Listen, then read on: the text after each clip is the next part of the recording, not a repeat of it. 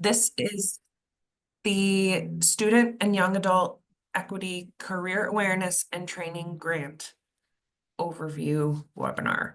So hopefully that is where you intend to be. We have a number of funding opportunities open at the moment. So just to reiterate, this is the Student and Young Adult Funding Opportunity Overview. And we're really happy to have everybody here today.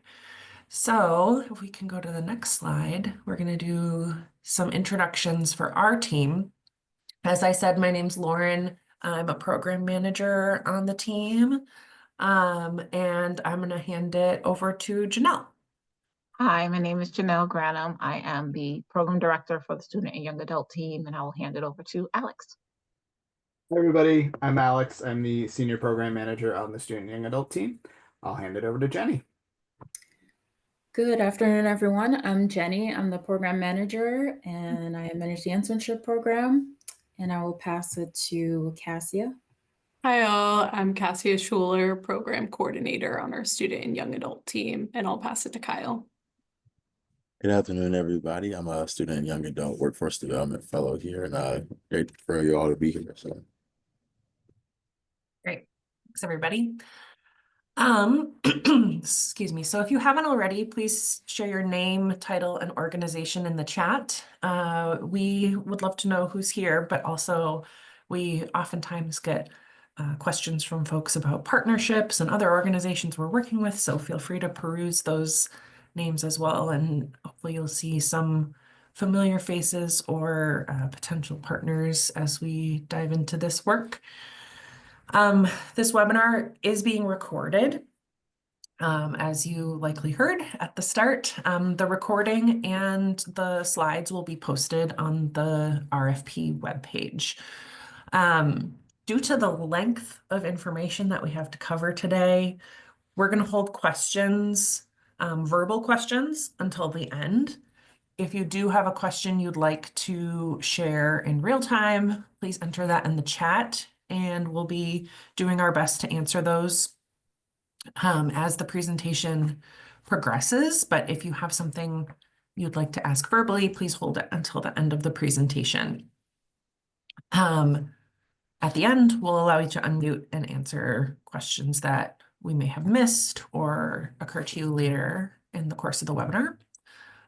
We also have an FAQ document that we include for each RFP, including this one. So any question that's asked during the course of this webinar will be documented and added to that FAQ document.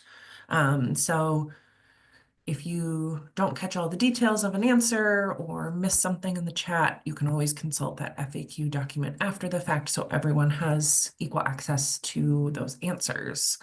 Yeah, we're happy to have you here today and are excited to dive in. With that being said, I'm just going to go briefly over our agenda before passing it on to one of my teammates.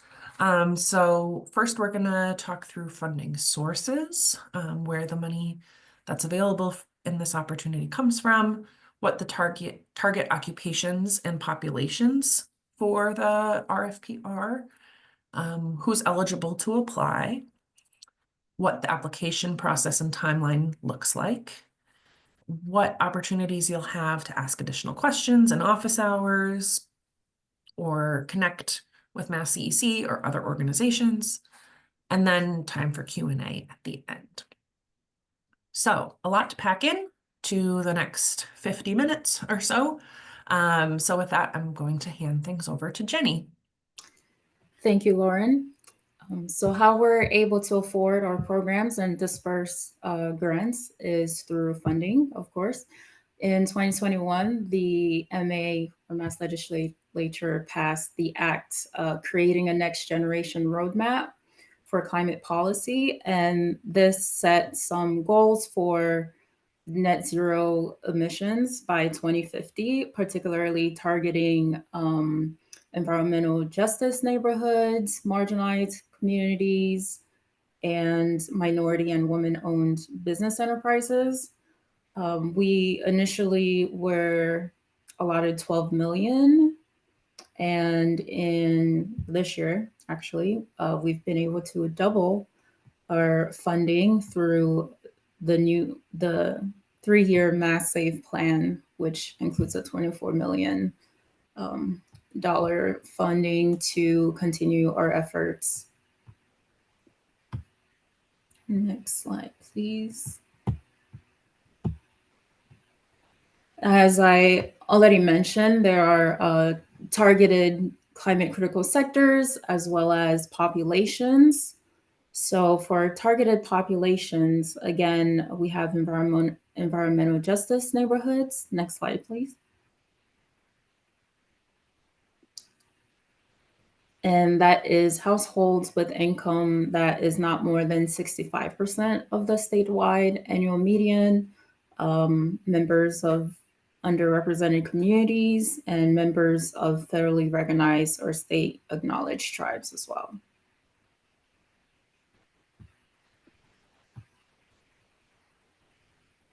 If you would like to know more about some of these neighborhoods and get a better definition, that previous slide has a QR code that you can scan to get some more information on that. So we covered target populations as far as the sectors that this funding is targeting includes solar, HVAC, apprenticeship programs, EV technicians and installation workers. So it's a variety of jobs and sectors in the clean energy field. So with that, I will pass it on to Cassia to cover which RFP would be a better fit for your particular population. Yeah, thanks, Jenny. So we know that there currently are a lot of equity workforce RFPs open. So we kind of made this decision chart to help it make it easier for you all to figure out which is the best one to apply for. So essentially, if you have participants that are 18 and older with job placements as the main outcome, you should apply to one of the equity workforce climate critical training RFPs and not this one. If all of your participants are going to be 18 or younger, you're in the right place. This is the RFP you should apply for. And if all of your participants fall in that 18 to 24 range, and your model focuses on career awareness, career navigation, technical training, and on-the-job training, you should also apply to this RFP. So there's kind of that distinction between job placements versus career awareness, career navigation, and on-the-job training. And this is also found on our website. Yeah, so then now going into the strands for this RFP, there's 4 different ones. So strand A, there's funding available up to $400,000. And the program focus for this is to provide effective programming to expand awareness of access to climate critical careers among individuals from the targeted populations, while providing clear off-ramps into next steps to access opportunities. And we'll go into these strands more in depth later, so feel free to hold your questions as well. We'll provide more information. Strand B provides funding of up to $600,000. And this program focus is to build job training and support capacity to fill gaps in the workforce for climate critical sectors, while creating opportunities for students and young adults to enter this workforce. And an important thing to note is that this strand must include real-world experience and skill gain. And then strand C, which is funding of up to $50,000, the focus is on providing touchpoint events and experiences to provide young adults with exposure to career opportunities across various clean energy sectors. And it's really about creating events that are aimed to connect participants with employers, mentors, and additional resources. And for this one, it's important to note that standalone events aren't eligible. And then finally, strand D, which is planning grants from $20,000 to $40,000 and capacity grants from $30,000 to $150,000. Essentially, our planning grants are to explore innovative ideas for potential implementation. So if you have a great idea and you kind of just want to create an outline for it, this is a great opportunity for that. And then capacity grants, which are designed to enable organizations to add key capacity needed to support programming. And these are kind of with the goal of eventually leading to implementation. And in total, we have $2,150,000 in total funding available. So next, who is eligible to apply? So eligible lead applicants include community-based entities, educational institutions, for-profit entities, trade and labor entities, federally and state acknowledged tribes, as well as workforce development organizations. And municipalities are also eligible lead applicants. And then just some additional criteria, which you can read on here. You must be Massachusetts based or have some staff based here. And you must be in good standing with the Massachusetts government. And if you're already receiving funding from Mass CEC, the project that you propose must be distinct from the funding that you're already receiving. Yeah, and that's it. I'll pass it off to Alex. Awesome. Thanks, Cassia. So we're going to take a quick look at some examples of partnerships. We mentioned earlier that, partnerships are encouraged, and I've already seen some folks kind of networking in the chat, which is great. Thoughtful partnerships always strengthen proposals. So looking here, we have examples of some of the types of organizations that may be here. And you may find that there are areas that your organization is particularly strong in, where you may have a program that you need to develop some curriculum for, and that is not an area that you are familiar with. So finding a partner to do that sort of work and going in on this application together is highly encouraged. And in these cases, all entities are eligible to lead. So there can be a lead applicant along with the partner on that application as well. And next slide, please. I'm going to go a little over the application process. If we can, perfect. So first step would be to review the RFP and all forms and attachments, which is right on the website. And we'll be sharing that out as well.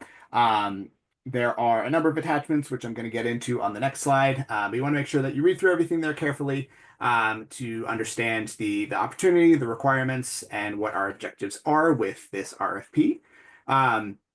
Next step, which you are already doing, is to attend a webinar such as this one, and office hours, which I'm going to get into the details of a little bit later in the presentation. Office hours are a good resource for questions that pop up. They'll be happening regularly between now and the end of the application period. And during those, there will be a Mass CEC staff member who can answer questions that you have. So those will be a good time to pop in and chat. They can also be a good chance for additional networking. So if you're looking to, potentially form a partnership, those can be a time where you might meet some folks who are looking to do the same. You can contact us. Oops, you can just go back one more. Thanks. You can contact us with any questions you have for our RFP workforce at masscec.com email. And then finally, the RFP application closes on May 15th at midnight. So at that point, you would want to make sure you submit all completed forms and attachments, which I'll get into in a second. Make sure you're following all of the requirements that are listed there, the word limits and all of that, and submit that to our RFP workforce at masscec.com email. All right, next slide. So there are a number of different attachments that are associated with the application. The 6 attachments are listed here. The first is just the signature and acceptance form, which is fairly brief. The attachment 2 is really the bulk of the application. This is where your kind of proposal goes, with a lot of the detail around what you are proposing as part of your application. Attachment 3 focuses on your budget and proposed payment schedule. And then attachments 4, 5, and 6 are really there for reference. Attachment 4 is a sample milestone grant agreement, which is related to planning grants. And then attachment 5 is an example of a cost reimbursement grant agreement, which is for implementation grants. And then as Cassia showed earlier, that decision chart about which RFP to apply to is also included there. Responses must adhere to the instructions within each attachment. So I kind of mentioned this on the last slide, but please make sure you read through carefully, that you're following the instructions that are there in the attachments and submitting in the way that is asked. The budget on attachment 3 has to be submitted as an Excel file with all the relevant tabs filled out. If you are working with a subcontractor, if that subcontractor is going to be paid more than $10,000, they actually need to have a separate budget. So you'll need another full itemized budget for that subcontractor. Whereas if it is under $10,000, it can be included as a line item on the attachment 3 budget. And then anything else that is attached for this outside of these 6 attachments will not be considered during review and scoring. So just the 6 attachments here is what we're looking to see. And just should be of note that 1, 2, and 3 on here are the required attachments. 4, 5, and 6 do not need to be returned and are just for reference for you to look at there as well. And 1 and 2 should be submitted as separate Word or PDF documents. All right, next slide. This is just a timeline of the application process. So the RFP was released on March 17th. Questions can come to us at any point during the application period to that RFP workforce at masscdc.com. You are here today at the webinar, so good job coming here. We'll be having office hours, which again we'll get into shortly, but those will be ongoing throughout the next couple months. And then proposals are due on May 15th by midnight. Interviews will happen as needed. So this will be if there is additional information needed from our team about your proposal. Those will be scheduled as needed. And then the notification of award will happen during the summer of this year. Right here, this is just a rundown of what is on page 15 of the RFP, which is the selection criteria for all 4 of the strands. So this will give you an idea of what we are looking for in selecting proposals for awards. So the 4 topics you'll see broken down here are applicant and partner experience and qualifications, target populations and career exposure, employer and industry engagement, and then outcomes, budget, leverage resources, and sustainability. So in the applicant and partner experience and qualifications section, this is where we're looking to see if you have some sort of track record of working with this target population or prior workforce development. And this can be an area where partnerships can really strengthen your proposal. If you have experience in one area, but not in another that you are, proposing for your program, a partnership can help strengthen that experience. We're looking for the target populations and career exposure, that it aligns with the climate critical occupations, that you have an understanding of the assets and the barriers of the population that you are targeting for your proposal, that the occupations are contextualized into multiple career pathways, and that there are navigation resources available. Employer partnerships and industry engagement are great to have here. So multiple employer partners engaged in program design or involved in multiple activities, whether that's site visits, guest speakers, internships, whatever it is. Employers involved in multiple activities is another strength for the selection. And then finally, that the budget fits with the program. It's reasonable for the population and the scope of the project. And I think that does it for me. So I will pass it over to Janelle. Hello, thank you. So I'm going to start a more in-depth discussion about the different strands. If you have had a chance to look at the application, you will notice that there are certain areas in which you are only answering those based on the strands. It'll say for all applicants of. A question that we often get is, can I apply for more than one strand? And the answer to that is yes. So we think it's worth discussing what they are. So the first strand is clean energy, career awareness, career exploration, career navigation, and preparedness. I would say, it's like for this, we are looking at The slide didn't change. Yeah, thank you. This is an award of up to $400,000. Again, this is a 1 to 2 year award just based on the age range of the population.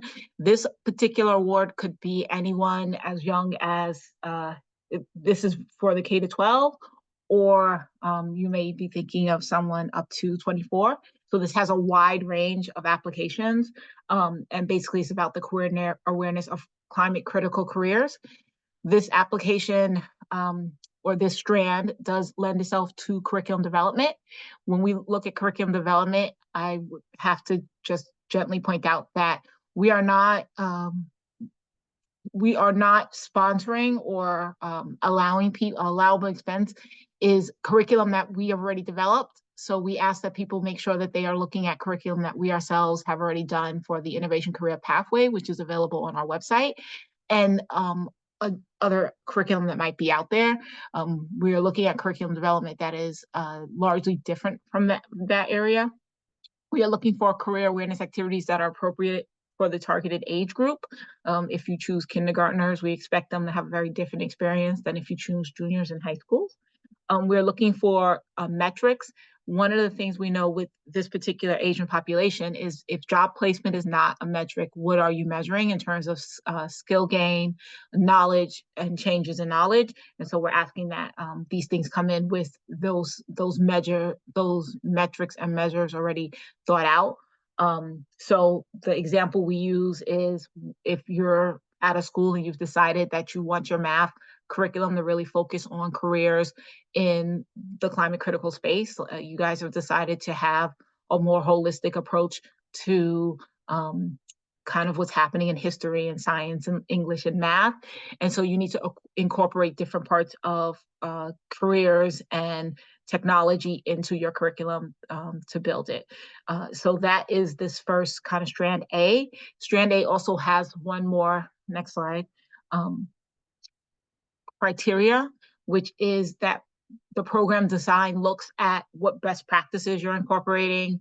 We're looking at a range of career exposures, and some of those careers are not necessarily, the understanding that careers for this, we don't want to see students learn just about one particular career. We want to hear that they're learning about a bunch of careers. It could be in one sector, but more than one career is exposed. It is designed, of course, to make sure participants have access, that students are supported. They're getting wraparound support services, including possibly English language, depending on where you are. And if age-appropriate case management and other services to make sure that students continue to engage in this programming. Next slide. So what are we looking for in terms of outcomes? Again, as mentioned, skill gain measures, change in knowledge, the idea that they know about career pathways.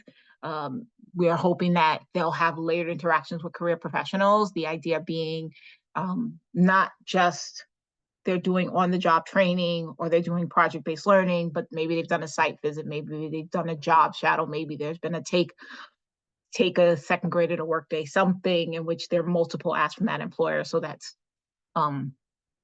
that your students have experienced multiple parts of their career. And then again, the last one is curriculum that's not necessarily found in the Clean Energy Innovation Pathways curriculum. That is strand A. Again, questions in the chat will be answered. And then strand B is career pathway training, work-based or learning-based opportunities. And for this has a ceiling of up to $600,000. And again, we're looking for clear and thoughtful range of career exposures and career pathway options. We're looking for access to next steps.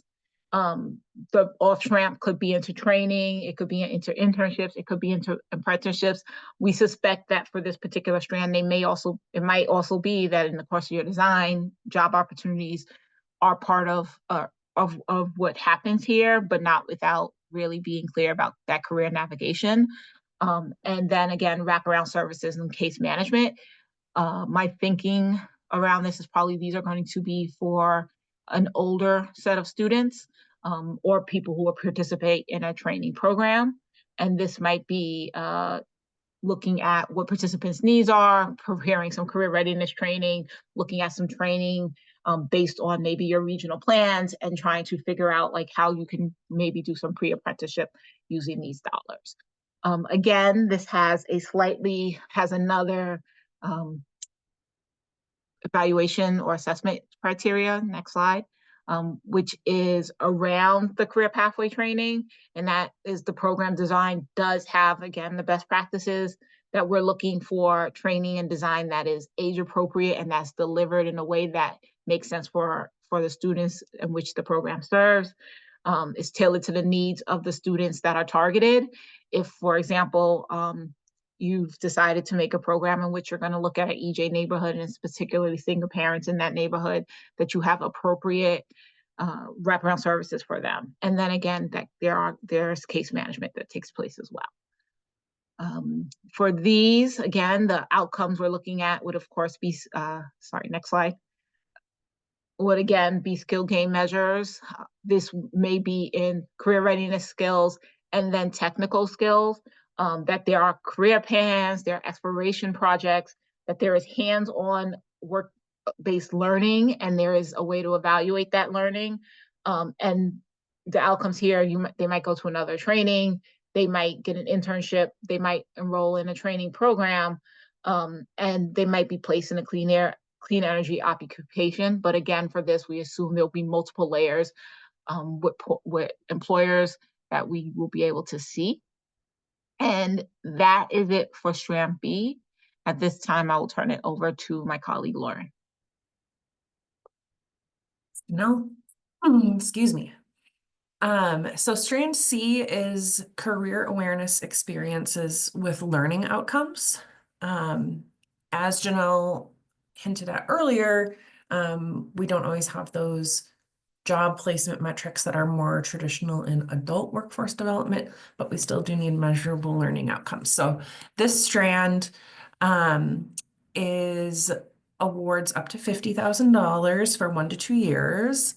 It includes exposure to career opportunities across clean energy sectors, connecting participants with employers, mentors, resources, additional learning, job opportunities, skill development. So relatively broad in that sense. But there must be strong outcomes and metrics to measure the experience and measurable learning after the fact. And it has to be more than one planned experience. Here's an example at the bottom here of an educational institution that might work with schools to engage high schoolers around career exploration. They might have a series of events based on different themes or sectors, including interactive activities, career planning, etc. All great activities, but we also want to pair that with those measurable metrics to demonstrate the gains or development that those students have because of that experience. Next slide. So we're now on page 16 of the RFP if anyone is following along. But in this strand, we would look for a schedule of experiences that allow for a variety of learning opportunities, strong partnerships that are delivering age-appropriate experiences, and clear, measurable outcomes that will be achieved through participation in those events. Some successful applications may include things like skills gained, change in knowledge, awareness of different career pathways, mentorship, off-ramps or connections to additional learning opportunities or training, an increase in awareness of academic subjects related to these fields and the ways that they may be applied to clean energy careers, and layered interactions with career professionals. So it can cover a pretty wide range of things. Strand D is planning and capacity grants for career awareness or career pathway training.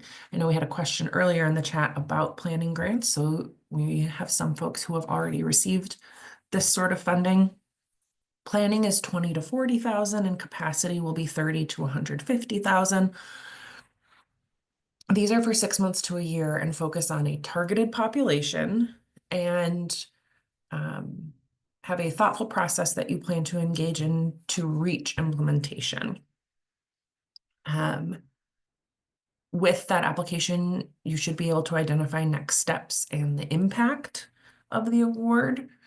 So an example here is excuse me, a training provider that works in information technology and they want to create a clean energy pathway program. They have some support services available, but need some time and capacity to design a plan and find partners. So they propose a scope of work to add this new pathway, revise some program evaluation metrics they tend to use, and align with this new industry they're interested in exploring. Next. Applications for this strand may include established partnerships and MOUs that demonstrate community support and engagement. An application ready for implementation for the future of future rounds of grants. So it may be sort of bridging the gap between where you are now and where you hope to be when a future round of funding is available to apply for implementation. And robust clean energy pathways tied to particular priority sectors. I think I'm handing to Alex. You are. So I alluded to the office hours when I was on earlier, but as you can see here, there are office hours pretty much on a weekly basis between now and the due date for the RFP. They are spread through a number of times, so we try to have some morning times, some evening times, and some during the day. The Mass CRFP website has the links for the Zoom calls for these office hours dates as well. You can join any time during these blocks, so they're each for an hour. You can pop in, ask whatever questions you have, meet other potential applicants, and then pop out when you are done. This has been shared in the chat, but there is a list of applicants interested in forming partnerships for these open grants, which you can add yourself to this list and then have the Excel document of all of the folks that are on that list as well. It is in the chat, but it is also linked here, which you can see when we send the slides out. So you'll be able to both sign yourself up if you'd like to be on that list and see the folks that are on the list as well. And then just one more time, as a reminder, the RFP is due May 15th.